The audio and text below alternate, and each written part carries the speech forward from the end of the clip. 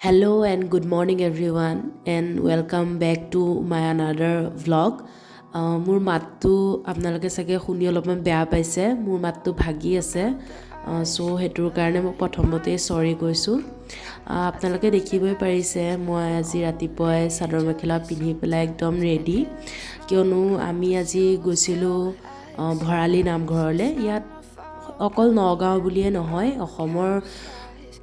সকলো ঠাইৰ পৰা ইয়াত মানুহ আহে আৰু বহুত একদম প্ৰসিদ্ধ নামঘৰ হয়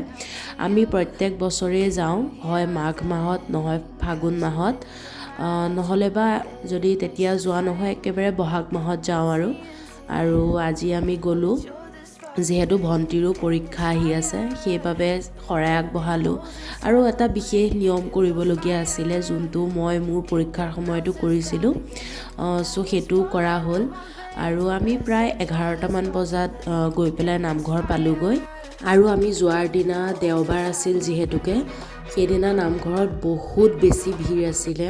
আপোনালোকে ভিডিঅ'ত দেখিব পাৰিছে চাগে মানে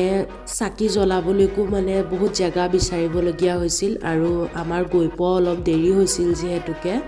তথাপিতো আমি ভালকে চাকি দিবলৈ পালো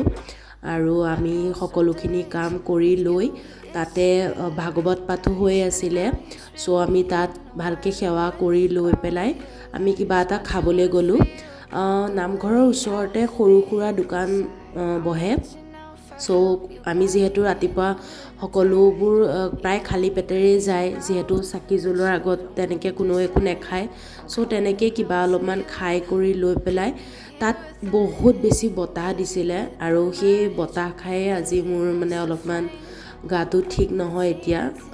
কিন্তু ফাগুনৰ বতাহ মোৰ ভালেই লাগে হেতু কাৰণে মই খুব এনজয় কৰিলো আৰু এই বান্দৰবিলাক আপোনালোকে দেখিছেনে ভিডিঅ'ত মানুহবোৰে ফল-মূল বা বিস্কুট যি পাইছে দিছে আৰু সিহঁতো একদম মানুহক অপকাৰ নকৰে দেই দিলে একদম ধুনীয়াকে খাই পেলাই গুচি যায় আৰু তাৰ পিছতে প্ৰসাদ দিলে আসলতে সেইদিনা ভোগো দিছিলে কিন্তু বহুত দেৰি হৈ গৈছিল যেহেতুকে আমি ভোগ খাবলৈ নাপালো প্ৰসাদেই কিন্তু খালো আৰু ভৰালি নামঘৰৰ প্ৰসাদৰ কথা সবেই জানেই বহুত সোৱাদ হয় খাবলৈ তাৰ পিছতে আমি প্ৰায় 4:30 মান বজাত ঘৰলৈ আহিলো আৰু এনেকৈ আজিৰ দিনটো পাৰ কৰিলো আৰু আপোনালোকে যদি ভিডিঅ'টো চাই ভাল পালে তেন্তে লাইক শ্বেয়াৰ আৰু সাবস্ক্ৰাইব কৰিবলৈ নাপাহৰিব see you guys in my next video bye